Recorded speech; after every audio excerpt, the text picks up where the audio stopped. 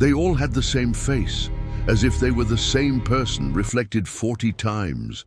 That single line, scrawled in faded ink on the margin of a water-damaged journal, would haunt Dr. Edmund Ashford for the rest of his life. But he didn't know that yet. Not on that crisp October morning in 1908, when he first stepped off the train in Blackwood Junction, Pennsylvania, carrying nothing but a leather satchel, a notebook, and an insatiable curiosity about the forgotten corners of American civilization. Hey there, listener. Before we dive deeper into this disturbing tale, I want to know, where are you listening from right now? Are you alone in your room, walking through the woods, or maybe driving on a dark road? Drop a comment and let me know. And if you're enjoying this story, please hit that subscribe button. Trust me, you'll want to follow what happens next. This isn't just a story. It's a warning left behind by people who vanished from history. Now, let's continue. Edmund was 32 years old, a cultural anthropologist from Boston University with a reputation for documenting dying communities across rural America. He had studied the last speakers of nearly extinct Native American languages, recorded the traditions of isolated Appalachian settlements, and catalogued the customs of immigrant enclaves that time had passed by. But nothing in his academic training had prepared him for what he would find in the forests north of Blackwood Junction. The town itself seemed suspended in amber. Wooden buildings lined a single muddy main street. The October air carried the sharp scent of pine resin and wood smoke. As Edmund made his way toward the general store, he noticed how conversations died when he passed. Eyes followed him, not hostile but wary, measuring. Inside the store, a heavy-set man with a graying beard stood behind the counter, arranging tins of tobacco. Edmund approached with what he hoped was a disarming smile. "Good morning. My name is Dr. Edmund Ashford. I'm conducting research on isolated communities in—" "You're here about the Hollows," the man interrupted, not looking up from his work. Edmund paused. "The Hollows. That's what we call them. The people in the deep woods. About 15 miles north, past where the logging roads end." The shopkeeper finally met Edmund's eyes. "Most folks around here know better than to go looking for them." "Nah, why is that?" The man wiped his hands on his apron, considering his words carefully. "Because some things are forgotten for a reason, Dr. Ashford. Some doors, once you open them, you can't close again." Despite the warning, or perhaps because of it, Edmund spent the next 3 days gathering information. In the town's small archive room, he found scattered references to a group that had settled in the area sometime in the 1780s. They were referred to variously as the Forest People, the Hollow Folk, or simply them that don't come down. Tax records showed a family named Merrow that had once owned significant land in the area, but the trail went cold around 1830. An elderly woman named Mrs. Beatrice Caldwell proved more talkative than most. She lived alone in a house at the edge of town, surrounded by cats and the accumulated clutter of 8 decades. "My grandfather used to see them," she told Edmund over weak tea in her parlor. Outside, rain had begun to fall, drumming steadily on the roof. Back when he was logging in the northern reaches, he said they watched from the tree line. Children mostly, and women. Never came close, never spoke, just watched with these pale, pale eyes. Did he ever try to approach them? Once. Mrs. Caldwell's gnarled hands trembled slightly as she set down her teacup. He said the children scattered like deer. But one woman stayed. She was young, couldn't have been more than 20, but there was something wrong with her face. The bones were too sharp, the eyes too far apart. She opened her mouth like she was trying to speak, but no words came out. Just this sound, like an animal trying to imitate human speech. What happened then? My grandfather ran. He wasn't a cowardly man, Dr. Ashford, but he said there was something in her eyes that wasn't quite right, not quite human. He never went back to that part of the forest again, Edmund wrote furiously in his notebook. When was this? 1870, perhaps 71, long time ago now. She leaned forward, her voice dropping to a whisper. But they're still there. Sometimes when the wind is right, you can hear singing from the north, strange melodies, words in no language anyone recognizes, and hunters still report seeing lights moving between the trees at night. On the fourth day, Edmund hired a local guide named Thomas Hewitt, a taciturn man in his 50s who knew the forest better than anyone. Thomas agreed to take him to the edge of Merrow territory, but no further. They set out before dawn, the world shrouded in a thick mist that clung to the valley like a living thing. As they traveled deeper into the wilderness, the signs of human habitation gradually disappeared. The logging roads gave way to game trails, then to no trails at all. The forest here was old growth, never touched by axe or saw, towering pines and oaks that blocked out the sky, their trunks wider than a man could wrap his arms around. Around noon, Thomas stopped abruptly. They stood in a small clearing carpeted with pine needles. To Edmund, it looked like any other part of the forest they'd passed through. "This is as far as I go," Thomas said flatly, "but we haven't seen anything yet. No signs of habitation, no—" "Look closer." Edmund followed Thomas's gaze. There, nearly invisible against the bark of a massive oak, hung a small construction made of twigs bound with dried grass. It formed a crude human figure, arms outstretched. Several more hung from nearby trees, slowly spinning in the breeze. "Markers," Thomas explained. "This is their boundary. Past this point, you're in their territory." A chill ran down Edmund's spine that had nothing to do with the October air. "What happens if someone crosses?" "Don't know. Never tried, never will." Thomas shouldered his pack. "I'll wait here until sundown. If you're not back by then, I'm leaving without you." Edmund stood at the boundary for several minutes after Thomas retreated to build a small fire. The forest ahead looked identical to the forest behind, yet somehow different. The quality of the light seemed strange, filtered through layers of ancient canopy. The silence was profound. No birdsong, no rustling of small animals. He stepped across the invisible line. The change was immediate and unsettling. The air felt thicker, harder to breathe.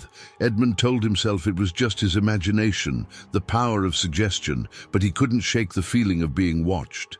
He moved carefully through the undergrowth, marking his path by tying strips of white cloth to branches. After perhaps an hour of walking, he found the first real evidence, a path. It was narrow, barely visible, but clearly maintained. The undergrowth had been deliberately cleared. Edmund followed it, his heart hammering in his chest. The path led to a small clearing where someone had been working recently. A pile of pine boughs sat neatly stacked. Beside it, primitive tools, stone blades bound to wooden handles with sinew. No metal, no modern materials. Edmund knelt to examine them more closely. The craftsmanship was crude, but functional. The kind of technology that hadn't been used in this part of America for over a century. He was so engrossed in his examination that he didn't hear the footsteps approaching. When he finally looked up, she was standing at the edge of the clearing. A girl, no, a young woman, perhaps 17 or 18 years old. She wore a dress made of poorly tanned hide, her long dark hair hanging loose and uncombed. Her feet were bare despite the cold, but it was her face that made Edmund's breath catch in his throat. Mrs. Caldwell's description had been accurate. The bone structure was wrong. Eyes set too far apart, cheekbones too prominent, chin too narrow. Not grotesque exactly, but unsettling. The unmistakable result of generations of inbreeding. They stared at each other across the clearing. Edmund raised his hand slowly, palm out, in what he hoped was a universal gesture of peace. "Hello," he said softly. "My name is Edmund. I don't mean any harm." The girl tilted her head, bird-like. Her mouth opened, closed, opened again. When sound finally emerged, it was barely recognizable as language. A thick, slurred approximation of English. "Go way. I'm a researcher. I just want to understand. Go way." This time, louder, more forceful. She took a step backward, and Edmund saw real fear in those two wide eyes. He raised both hands, backing away slowly. "I'm sorry. I'm leaving. I'm going." But before he could retreat, he heard them. Other footsteps, multiple sets, moving through the forest. The girl's eyes widened further. She made a sharp clicking sound with her tongue, some kind of warning, then vanished into the undergrowth with startling speed. Edmund ran. He didn't follow his marked trail, didn't think about direction, just fled blindly through the forest as the footsteps pursued him. Branches whipped his face. Roots tried to trip him. His lungs burned. He burst through the boundary marker just as the sun was touching the horizon. Thomas was already packing up the camp. "We need to leave," Edmund gasped. "Now!" Thomas took one look at Edmund's face and asked no questions. They made it back to Blackwood Junction well after dark, neither speaking of what had happened. That night, in his room at the town's only boarding house, Edmund tried to sleep but couldn't. Every time he closed his eyes, he saw that girl's face. The fear in her eyes, yes, but also something else. Something that looked like loneliness so profound it had become a kind of madness. He lit the lamp and opened his satchel, pulling out the journal he'd found tucked away in the town archive, the one with that terrible line in the margin. Now he began to read it properly, and with each page, the horror of what he'd stumbled upon became clearer. The journal belonged to someone named Jacob Merrow, and it was dated 1856. Outside his window, somewhere in the direction of the northern forest, Edmund thought he heard singing, thin and distant, in no language he recognized. The investigation had only just begun. Jacob Merrow's journal was a descent into madness, chronicled in fading ink.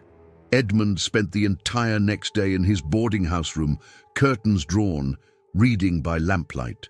The journal was nearly complete. 147 pages of cramped handwriting, some entries meticulous and organized, others barely legible scratches that bled across the page like wounds.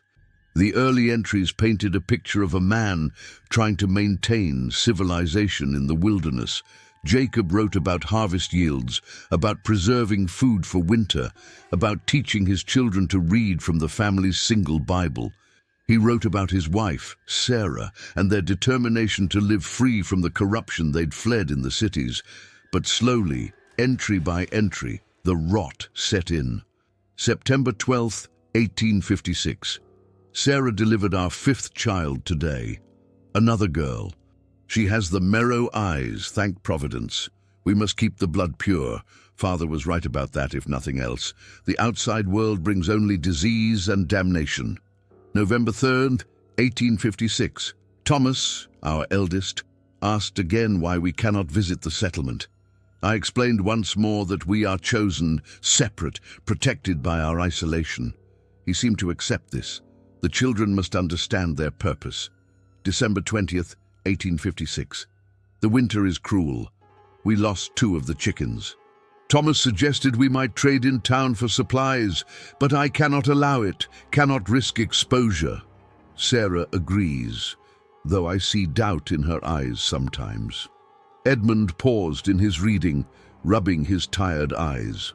Through the thin walls, he could hear the boarding house's other residents moving about, the mundane sounds of normal life.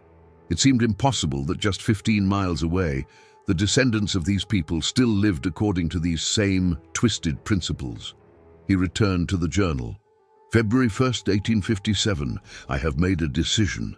When our daughters come of age, they will marry their brothers. It is the only way to preserve what we have built, to keep the bloodline uncontaminated. Sarah wept when I told her, but she will understand in time. This is God's will. Edmund's hands trembled slightly as he turned the page. This was it, the moment the Merrow family had committed to their doom, not in ignorance, not by accident, but through deliberate choice. The later entries grew more disturbing. Jacob wrote about breeding schedules with the detached tone of a livestock farmer. He noted which children showed desirable Merrow characteristics and which showed weakness. He described in clinical detail the births of children with increasing deformities, cleft palates, extra fingers, mental deficiencies. August 15th, 1859. Sarah gave birth to our grandson, the first of the new generation. The child is imperfect. His mouth is malformed, his eyes set wrong, but he lives, and that is what matters. We will adapt. We will endure. Edmund closed the journal and walked to the window, pulling back the curtain to look out at Blackwood Junction's main street. A few people moved about their business in the grey morning light. Normal people, living normal lives, completely unaware of the horror festering in their forest. A knock at his door made him jump. "Dr. Ashford." It was Mrs. Hewitt, the boarding house proprietor. "You have a visitor, a Mr. Samuel Blackwood. Says he heard you were asking questions about the Northern Territories." Edmund opened the door to find a distinguished-looking man in his 60s waiting in the hallway. Samuel Blackwood wore a well-tailored suit and carried a silver-topped cane. His eyes were sharp and intelligent. "Dr. Ashford, forgive the intrusion. Might we speak privately?" Once Edmund had ushered him into the room and closed the door, Blackwood came straight to the point. "I understand you've been to the Boundary. News travels fast in small towns." "Indeed." Blackwood settled into the room's single chair. "I want to tell you something that isn't in any archive, isn't in any official record. My grandfather, Jonathan Blackwood, tried to help them once, back in 1862. Edmund sat on the edge of the bed, listening intently. By then, people in town knew something was wrong out there. Hunters reported seeing deformed children, hearing screams in the night. My grandfather was a physician, a good man who believed in his duty to help the suffering. He organized a party, himself, the county sheriff, and 3 other men. They went in with medicine, food, and offers of assistance. What happened? Blackwood's jaw tightened. They found the settlement. My grandfather said there were perhaps 40 people living there. 3 generations of Merrows, all showing various degrees of degradation. Some could barely speak. Others had obvious physical abnormalities, but it was the eyes that haunted him most. He said they all had the same eyes, like looking at one person reflected 40 times. Did they accept help? The opposite. The eldest Merrow, Jacob's father, I believe, met them at the edge of the settlement with a rifle. He said they were God's chosen people, living according to divine law. He said the outside world was corrupted, evil, and that any attempt to interfere would be met with violence. My grandfather tried to reason with him, tried to explain about the children, about the medical problems that inbreeding causes. The old man just laughed and said that weakness would be bred out over time, that only the strong would survive, that this was nature's way. Edmund thought of the girl he'd seen in the forest, her fear, her isolation. They sent your grandfather away? Eventually, but not before he saw more than he wanted to. He glimpsed inside one of the dwellings and saw a woman nursing a child who must have been at least 12 years old. He saw adults with the mental capacity of small children, unable to care for themselves. He saw... Blackwood paused, composing himself. He saw a kind of hell, Dr. Ashford. A hell built one generation at a time through ignorance and pride. Why are you telling me this? Because you're going back, aren't you? I can see it in your eyes. You're the type who needs to document, to understand, to bear witness. Blackwood stood, retrieving a folded piece of paper from his jacket. This is a map my grandfather drew from memory. It shows the layout of the settlement as it existed in 1862. I don't know if it's still accurate, but it might help you. Edmund took the map with shaking hands. Mr. Blackwood, if conditions were that bad in 1862, what must they be like now? 46 more years of isolation, of inbreeding. I don't know. Neither does anyone else, because no one has been back since my grandfather. The Merrows made it clear they would kill anyone who tried, and the town, well, the town decided it was easier to forget, to pretend those people don't exist. Blackwood moved toward the door, then paused. My grandfather said something to me before he died. He said that what he saw in that forest convinced him that there are worse things than death, worse even than suffering. He said the worst thing is to be trapped to have no choice, no escape, to be born into a prison you can never leave. After Blackwood left, Edmund spread the map on the small table. It showed a clearing with roughly a dozen structures, simple cabins arranged in a rough circle around a larger central building. Paths led to a water source, to areas marked cultivation, and to what was labelled the Forbidden Place, a section of forest Blackwood's grandfather had been prevented from entering. Edmund spent the rest of the day preparing. He purchased supplies from the general store, dried food, rope, a compass, matches, a better knife. The shopkeeper asked no questions, but gave Edmund a long, measuring look that said more than words could. That evening, as twilight painted the sky purple and gold, Edmund walked to the edge of town where the forest began. He stood there for a long time, watching darkness gather beneath the trees, listening to the first stirrings of nocturnal creatures. Somewhere in those woods lived the remnants of the Merrow family, 40 people in 1862. How many now, and in what condition? The journal had stopped in 1859, leaving 49 years unaccounted for.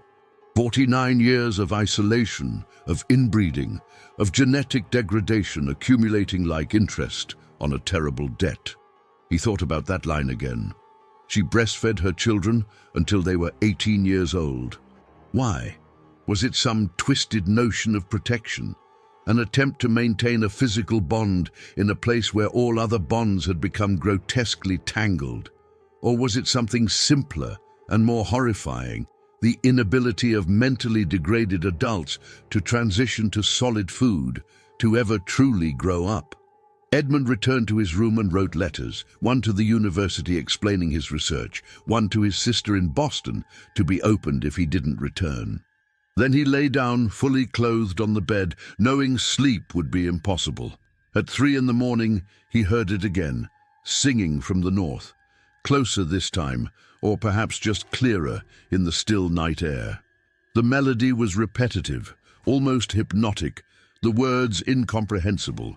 It sounded like a lullaby sung in a language that had been degraded over generations until it was no longer quite human. Edmund rose and went to the window. The town was dark, everyone sleeping. But he could see a faint glow in the northern sky, firelight perhaps, from the Merrow settlement. They were out there right now, those forgotten people. Living, breathing, continuing their strange existence, completely cut off from the world that had moved on without them. Some of them might be kind, might long for escape. Others might be so damaged, physically and mentally, that they could barely function.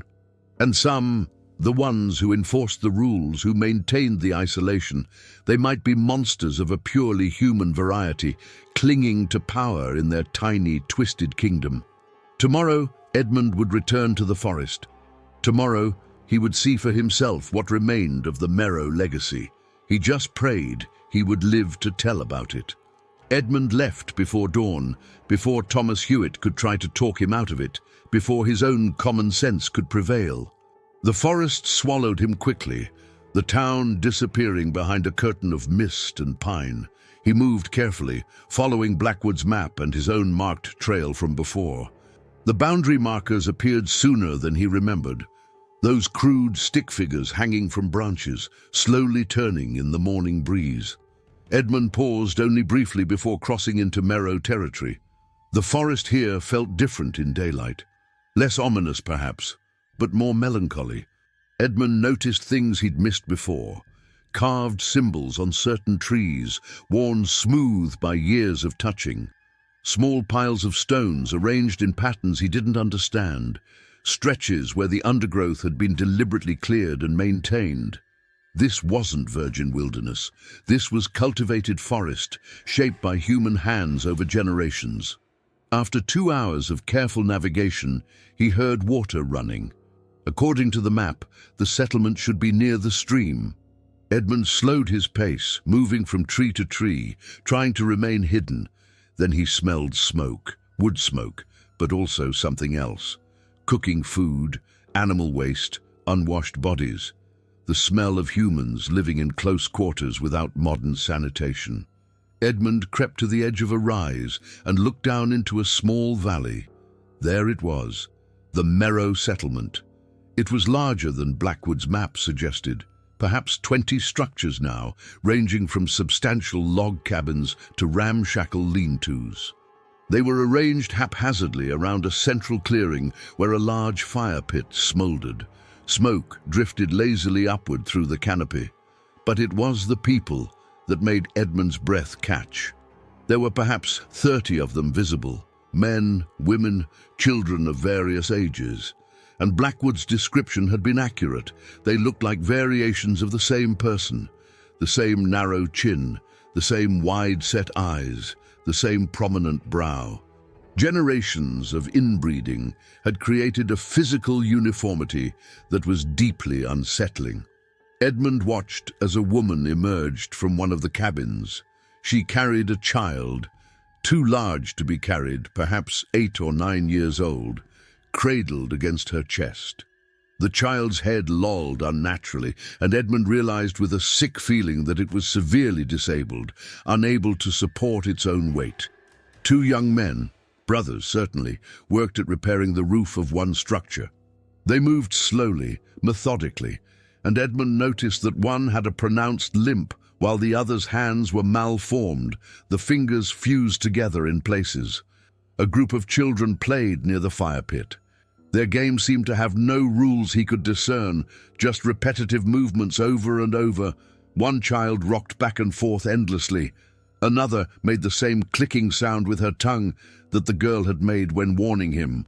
Edmund pulled out his notebook and began to write, documenting everything he saw. This was important. This was history, anthropology, a warning about the dangers of isolation and genetic stagnation. Whatever happened to him, this record needed to survive.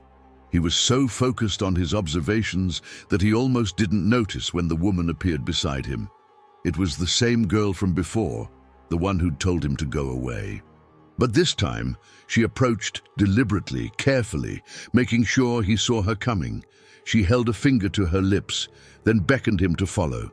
Edmund hesitated. This could be a trap. She could be leading him into danger. But something in her eyes, a desperate intelligence, a pleading quality, made him trust her. She led him away from the settlement, deeper into the forest, to a small cave hidden behind a screen of bushes. Inside, out of sight, she finally spoke. "You, researcher." Her English was heavily accented, slurred but comprehensible. She must have practiced, Edmund realized, worked hard to form words that her malformed mouth struggled to produce. "Yes, my name is Edmund. What's yours?" "Rebecca." She settled onto the cave floor, motioning for him to sit.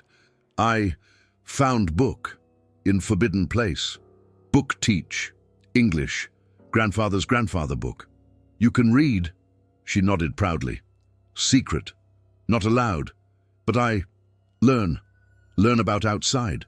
Learn we wrong, all wrong." Edmund felt his heart breaking. This young woman, trapped in this isolated nightmare, had somehow found the intellectual resources to educate herself, to understand what had been done to her. "Rebecca, I want to help. I can take you away from here, get you to—" "No!" Her eyes went wide with fear. "They kill you. Kill me. Kill anyone who try leave. Is law. Always been law. But why? Why stay here?" Rebecca's face contorted with emotion. Because grandfather say outside evil, say we pure, say mixing with others make us dirty, sick, dead." She grabbed Edmund's hand with surprising strength. "But I see truth. I see what happened when brothers marry sisters, when fathers—" She trailed off, unable to finish. Edmund understood. "How many of you are there?" "Maybe 40. Hard to count. Some barely human now. Live in special place, fed, cleaned, but—" She made a gesture of helplessness. "Is what happened. Every generation, more broken, more sick, more wrong. Rebecca, this doesn't have to continue. If we—" A sound from outside the cave made them both freeze. Footsteps, multiple sets, moving through the undergrowth. Rebecca's hand tightened on Edmund's arm. "They hunting," she whispered. "Probably hunting you." The footsteps came closer. Edmund could hear voices now. Men's voices, calling back and forth in that strange, degraded English. They were coordinating, spreading out, searching systematically. "Their tunnel," Rebecca whispered urgently. "Behind cave, lead to stream. Go now, quiet. They find me here, I say I hiding from chores. But you—" She pushed him toward the back of the cave, where Edmund could now make out a narrow opening in the rock. "Come with me," Edmund urged. "This is your chance." For a moment, he saw longing in her eyes. Desperate, aching longing. But then she shook her head. "I have sister. 8 years old, cannot walk, cannot talk. If I leave, who care for her? Who protect her from—" She didn't finish, but Edmund understood. There were fates worse than isolation. "I'll come back," he promised. "I'll bring help. The authorities, doctors, people who can—" "They come before," Rebecca interrupted. "Long ago.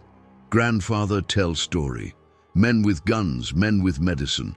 Grandfather shoot 2, wound 1. They never come back. They not come again." The voices were very close now. Rebecca physically shoved Edmund toward the tunnel. "Go, promise.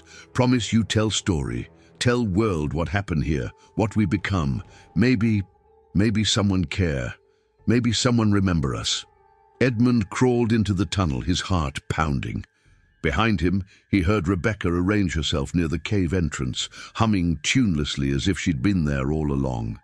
The tunnel was tight, forcing Edmund to crawl on his belly through cold mud and standing water. It seemed to go on forever, a claustrophobic nightmare of stone and darkness. Just when he thought he might be trapped, might die here in this cold earth, the passage opened up and he tumbled out onto a stream bank. He lay there for a moment, gasping, covered in mud. Then he forced himself to move, to put distance between himself and the settlement. He splashed through the stream, trying to cover his scent, then climbed the opposite bank and pushed deeper into the forest. The sun was setting when Edmund finally stopped, convinced he wasn't being followed. He built a small fire. The night would be cold, and tried to process what he'd seen and learned. 40 people living in the shadow of their ancestors' terrible choices. Some were relatively functional, like Rebecca, damaged but aware, suffering but conscious of their suffering. Others were barely human, their minds and bodies broken by generations of accumulated genetic damage. And all of them were trapped, prisoners of ideology and isolation, unable to escape even if they wanted to. Edmund pulled out his notebook and wrote late into the night, documenting everything while it was fresh. The descriptions of the settlement, the people, the conditions, Rebecca's story, the evidence of systematic inbreeding over at least 5 generations, probably more. This was scientific data, yes, but it was also testimony. Evidence of a crime committed slowly, over decades, where the perpetrators and victims were one and the same. Around midnight, he heard the singing again, that strange, wordless melody drifting through the forest. Edmund realized it was a lullaby, probably the same one that had been sung to Merrow children for over a century. The same lullaby, growing more distorted with each generation, until it was barely recognizable as music at all. He thought of Rebecca's sister, the 8-year-old who couldn't walk or talk. Was someone singing that lullaby to her right now? And what kind of life would she have? What kind of future existed for any of them? Edmund made a decision. He would return to Blackwood Junction, yes. He would document everything, yes, but he wouldn't stop there. He would take this to the state authorities, to the federal government if necessary. These people needed help, whether they wanted it or not. The cycle had to be broken, but even as he made this resolution, doubt gnawed at him. What if Rebecca was right? What if intervention only led to violence? What if the Merrows would rather die than submit to the outside world? And beyond that, what would happen to people like Rebecca's sister if the settlement was disbanded? Would they be institutionalized, studied like specimens? Would breaking the isolation actually improve their lives, or just expose them to new forms of suffering? These questions kept Edmund awake long after his fire burned down to embers. When he finally slept, he dreamed of that terrible line from the journal. She breastfed her children until they were 18 years old. In his dream, he finally understood why. Edmund should have left the forest that night. Every rational part of his mind screamed at him to return to town, to civilization, to safety. But the researcher in him, the part that needed to understand, to document, to bear witness, wouldn't let him leave. Not yet. Not until he'd seen the forbidden place. According to Blackwood's map, there was a section of the settlement that even his grandfather had been barred from entering, a place where something was kept hidden. Edmund had a terrible suspicion about what that might be, and he needed to know if he was right. He waited until the following night, when the settlement would be dark and, he hoped, asleep. The moon was nearly full, providing enough light to navigate without a lantern. Edmund approached from downstream, moving with painful slowness, freezing at every sound. The settlement was quiet, most of the structures dark, but light flickered in one of the larger buildings, the central one, which Edmund guessed served as some kind of communal space. Shadows moved behind crude windows, and he could hear voices, older male voices speaking in that thick, degraded English. Edmund skirted the edge of the settlement, using the shadows and his knowledge of the layout to avoid detection. The forbidden place, according to the map, should be on the far side of the clearing, separated from the main settlement by a stand of dense pine trees. He found it exactly where indicated, a structure larger than the others, built partially into a hillside. Unlike the other buildings, which showed signs of constant maintenance and repair, this one seemed deliberately neglected. The roof sagged, the walls leaned at precarious angles. But the door was solid and new, with a heavy wooden bar across it. Whatever was kept here, the Merrows didn't want it getting out. Edmund approached carefully, listening for any sound from within. Nothing, just the whisper of wind through pine needles and the distant murmur of the stream.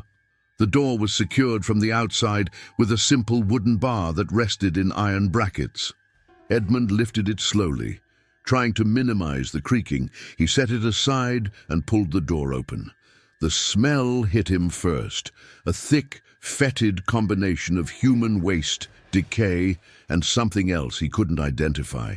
His eyes watered. He pulled his handkerchief over his nose and mouth and stepped inside. In the moonlight, filtering through gaps in the roof, Edmund saw them. There were perhaps a dozen people in the structure, chained to posts or walls by leather straps. Some lay motionless on piles of dirty straw. Others rocked back and forth endlessly, their eyes unfocused. One made a continuous keening sound, barely audible. These were the worst cases, the ones too damaged to function even in the degraded society of the settlement. Hidden away, maintained at a basic level, but essentially abandoned. Edmund moved deeper into the structure, his horror growing with each step. A young man with a grotesquely oversized head, his eyes vacant and drooling. A woman with limbs twisted into impossible angles, alive but clearly in constant pain. Children. God, there were children here, with deformities so severe that Edmund could barely recognize them as human. This was the hidden cost of the Merrow ideology. This was where the weak were stored, kept alive but out of sight, a shameful secret even in this isolated place where secrets were the currency of survival. Edmund documented it all with shaking hands, sketching what he couldn't photograph in the darkness, writing descriptions that he knew would sound like fiction to anyone who hadn't seen it themselves. He was so focused on his grim task that he didn't hear the door open behind him. Outsider. Edmund spun around. A man stood silhouetted in the doorway, tall, broad-shouldered, holding a rifle. Even in the darkness, Edmund could see the family resemblance to everyone else in the settlement. But this man's eyes were different, intelligent, calculating. This was someone who understood what they were doing. My name is Dr. Edmund Ashford. I'm a researcher from... I know what you are. Rebecca told me. Edmund's heart sank. Is she... She's fine. For now. The man stepped into the structure, his rifle never wavering from Edmund's chest. My name is Josiah Merrow. I'm the eldest of my generation, the keeper of traditions, the guardian of our way. Your way is killing you, Edmund said quietly. Can't you see that? Look around you. This is what your pure bloodline has created. Weakness must be contained, Josiah responded without emotion. In the wild, the weak die. Here, we are merciful. We feed them, shelter them, more than the outside world would do. The outside world has doctors, hospitals, schools. These people could be helped, could be put in asylums and studied like animals, Josiah interrupted. Could be displayed for the curious, could be used as warnings about the dangers of deviance from your precious civilization. He laughed bitterly. We know your history, Dr. Ashford. Rebecca isn't the only one who can read. We know what happened to native peoples, to immigrants, to anyone different from the white Christian ideal. We chose isolation over integration, and we stand by that choice. But at what cost? Edmund gestured to the chained figures. How many more generations can you survive? You must know the mathematics, the biology. Each generation, the genetic damage accumulates. Eventually, there won't be anyone healthy enough to care for the sick. Then what? For the first time, something flickered in Josiah's eyes. Doubt? Fear? Then we will have lived and died as we chose. Free from outside control, true to our principles. Even if those principles doom you, even then. They stood in tense silence, the rifle still pointed at Edmund's chest. Finally, Josiah spoke again. You're going to leave this forest, Dr. Ashford. You're going to return to your university and your civilized world. And you're going to forget you ever found us. I can't do that. You will. Because if you don't, if you bring authorities here, if you try to interfere, we will disappear. Deeper into the forest, farther from your roads and towns. And the people you claim to want to help, they'll suffer most. You think moving them is easy? You think Rebecca's sister would survive a forced evacuation? Josiah leaned closer. We may be degraded, Dr. Ashford, but we're not stupid. We've survived this long by being very, very careful. If you force our hand, we'll vanish, and you'll never find us again. Edmund knew he was right. The forest was vast, unmapped, untamed. If the Merrows went deeper, chose to hide completely, no amount of searching would find them. And in the chaos of such a move, how many of the frail, the sick, the helpless would simply die? Let me help, Edmund said desperately. Let me bring doctors, people who can... No. Josiah's voice was final. You've seen our shame. You've documented our failure. Now you'll carry that knowledge back to your world and do with it what you will. Write your papers. Give your lectures. Tell the world about the foolish Merrows who thought they could preserve purity through isolation. Be our warning if you must. But leave us to face our fate in our own way. And Rebecca? What about people like her who want something different? For the first time, real emotion crossed Josiah's face. Rebecca is young. She doesn't understand the dangers of the outside world. The diseases, the corruption, the way people like her would be treated. I'm protecting her, even from herself. You're imprisoning her! I'm saving her! Josiah gestured with the rifle toward the door. Now go! The sun will be up in a few hours. If you're still in our territory by daybreak, I can't guarantee your safety. Some of the younger men aren't as restrained as I am. Edmund moved toward the door, but paused at the threshold. What happened to her? The woman who breastfed her children until they were 18? Josiah was silent for a long moment. When he spoke, his voice was barely above a whisper. That was my mother. Some of the children were born unable to eat solid food, their throats, their mouths malformed. She kept them alive the only way she could, for years, until her body gave out and she died from the strain. He met Edmund's eyes. She sacrificed herself to keep them alive. You want to know if we're monsters, Dr. Ashford? We're not. We're just people doing monstrous things because we see no other choice.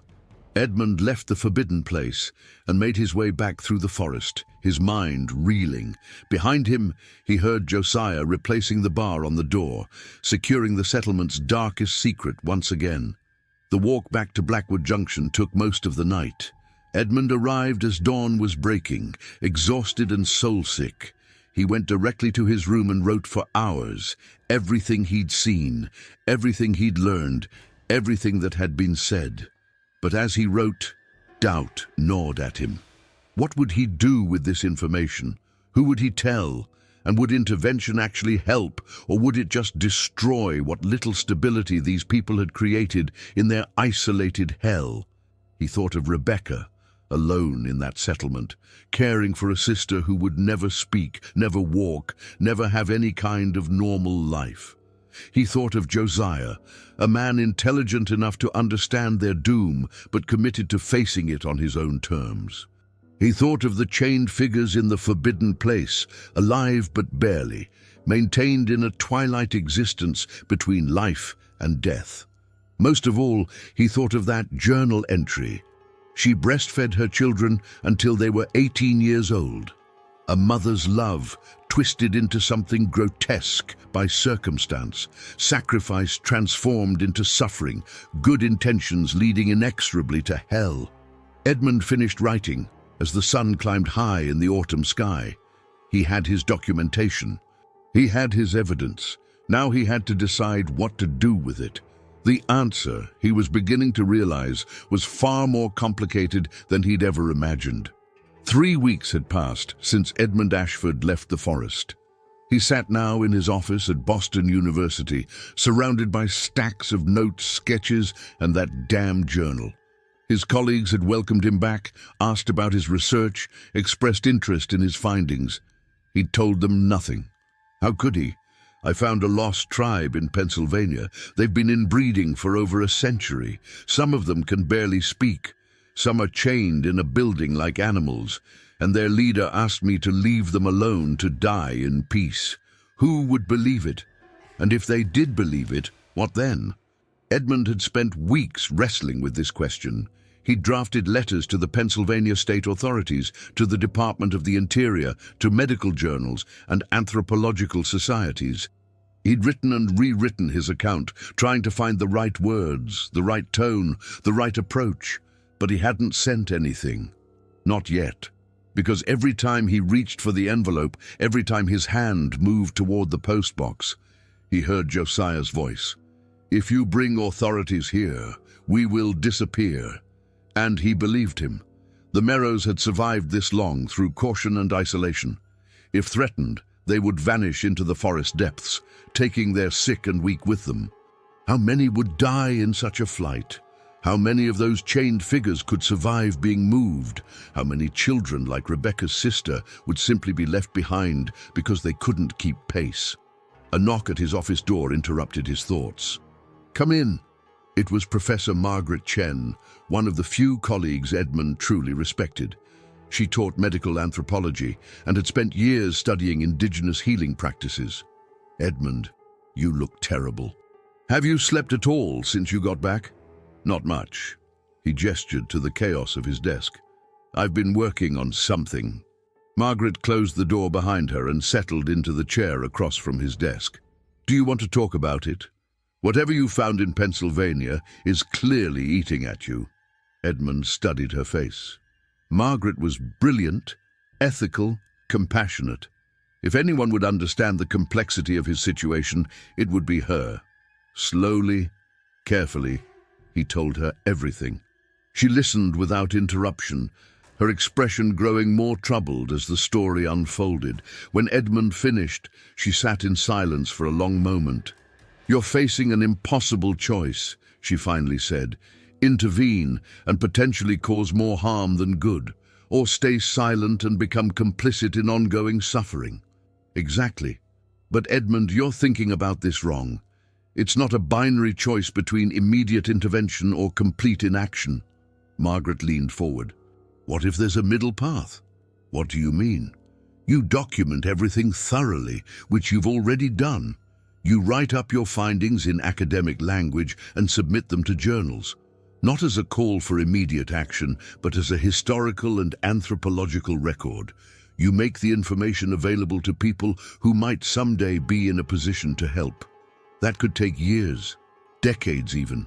Yes, but consider the alternative. You bring in authorities now, the Merrows scatter, people die in the chaos. Best case scenario, the survivors end up in institutions where they're studied and pitied, but rarely truly helped. Worst case, they disappear entirely and die in the forest, with no one to witness their suffering or remember their existence. Margaret paused. At least, if you document it properly, their story survives. Future generations can learn from it. And maybe, just maybe, someone will figure out a way to help that doesn't involve force or coercion. Edmund wanted to believe her. But what about Rebecca? What about the ones who want escape?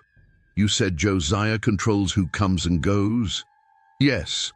Then realistically, there's no way to extract specific individuals without his cooperation or a full-scale intervention. And a full-scale intervention would be catastrophic. Margaret's voice was gentle but firm. Sometimes bearing witness is all we can do.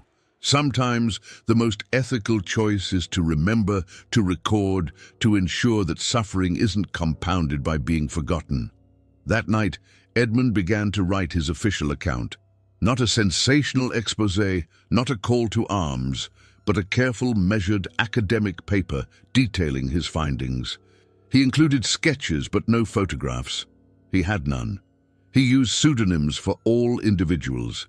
He deliberately obscured the exact location of the settlement. The paper was titled Isolated Population Dynamics in Appalachian Forest Communities, a case study in long-term genetic isolation. It was dry, academic, boring. It would be read by specialists and filed away in university libraries, but it would survive. The Merrow story would survive, preserved in the amber of academic prose. Edmund submitted it to 3 journals. 2 rejected it as too speculative. The third, a small anthropological quarterly, accepted it for publication in their spring 1909 issue. That should have been the end of it. Edmund should have moved on to other research, other communities, other stories, but he couldn't. The Merrows haunted him. He found himself thinking about Rebecca constantly. Was she still caring for her sister? Was she still secretly reading, still dreaming of an outside world she could never have? And Josiah, did he lie awake at night, understanding that he was presiding over the slow extinction of his people, but unable to see any alternative? 6 months after leaving Pennsylvania, Edmund received a letter. It was postmarked from Blackwood Junction, written in a careful, childish hand. Dear Dr. Ashford, Rebecca died last winter. Fever. Her sister died too, same week.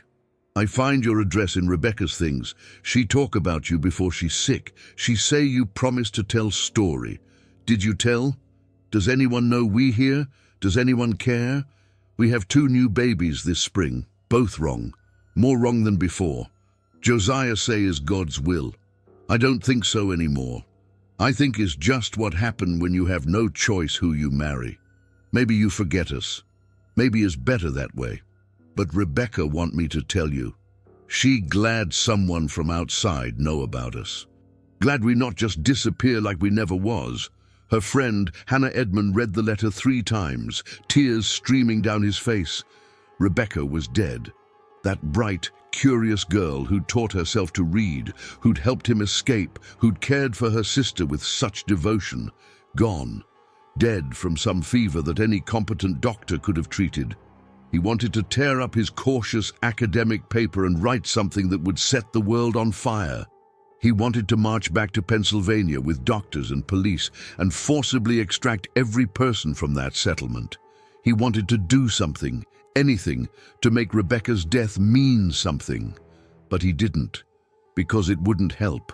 It would only fulfill his need to feel like he'd done something, while potentially making things worse for the survivors.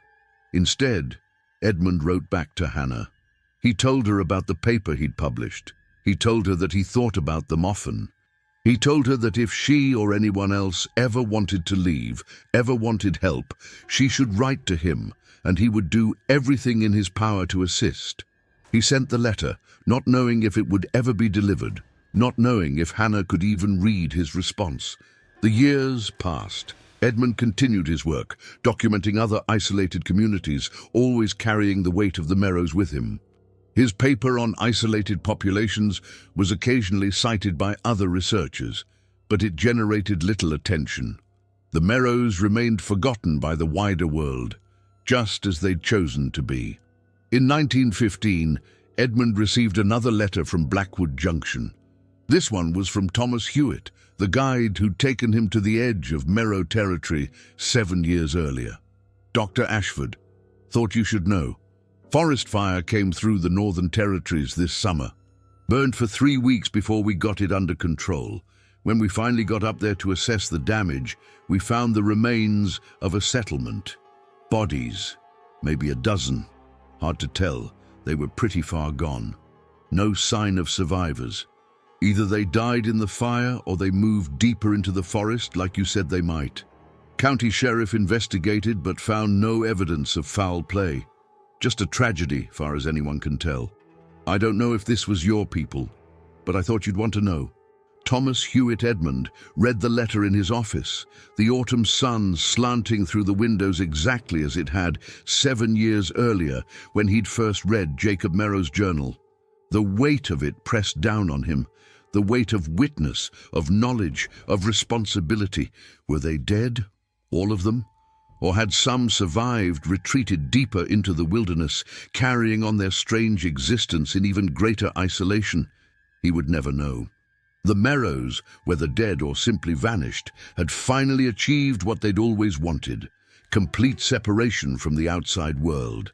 They'd either been consumed by it or escaped it entirely. Edmund pulled out a fresh sheet of paper and began to write. Not another academic paper, but something more personal.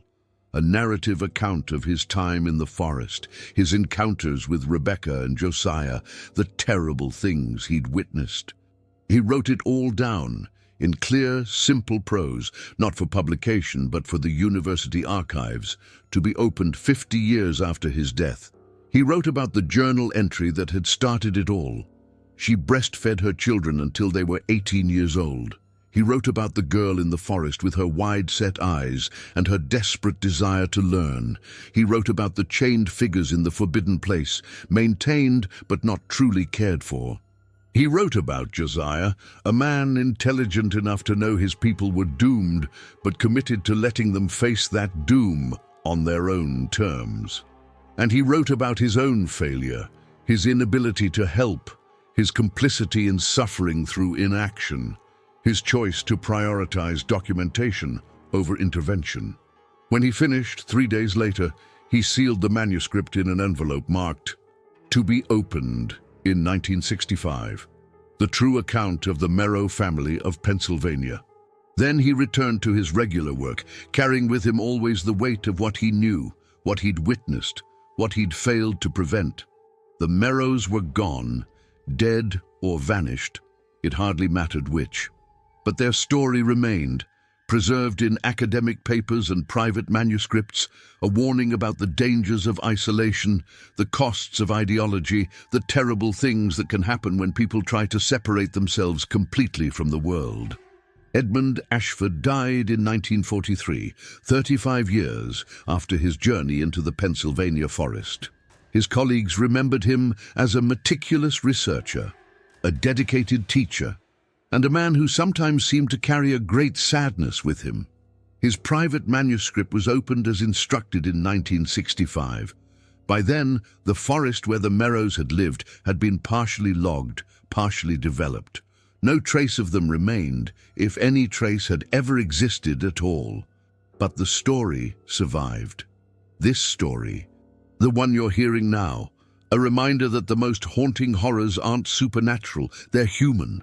They're the choices we make, the prices we pay, and the terrible things we do to each other and to ourselves in the name of purity, protection, and pride. The Merrows are gone, but somewhere, in forgotten corners of this world, there might be others like them. Isolated, suffering, trapped by ideology and circumstance. Dying slowly, generation by generation, while the rest of us go about our lives never knowing they exist, unless someone bears witness, unless someone remembers, unless someone tells the story, no matter how dark, no matter how disturbing, no matter how complicit that telling makes them feel. This was the story of the forgotten tribe in America's forests. This was the story of the Merrows. May they rest in whatever peace, death, or oblivion has granted them. And may we learn from their terrible lesson that isolation, no matter how pure the intention, always carries a cost. And that cost is always paid by those least able to afford it. If this story affected you, please leave a comment sharing your thoughts. And subscribe to the channel for more disturbing tales from forgotten history. Remember, the darkest stories are often the true ones.